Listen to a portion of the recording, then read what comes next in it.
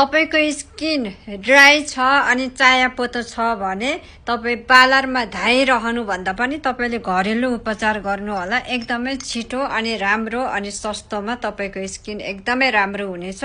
मैले पनि सुरुवात गरेकी छु र मैले केही चेन्जहरु पाएको भएर मैले फेरि पनि गरिरहेकी छु। मैले चाहिँ यसमा काँचो दुध हालेको छु अनि अन्डाको सेतो भाग अनि कफी हालेर यसलाई 10-15 मिनेट जति घोलेर भिजाएर राखे हैन। अनि त्यसपछि मैले क्लिन्जिङ गरे 10-15 मिनेट। अब म यसलाई फेरि फेस प्याक बनाएर आधा घण्टा जति छोड्दिने छु।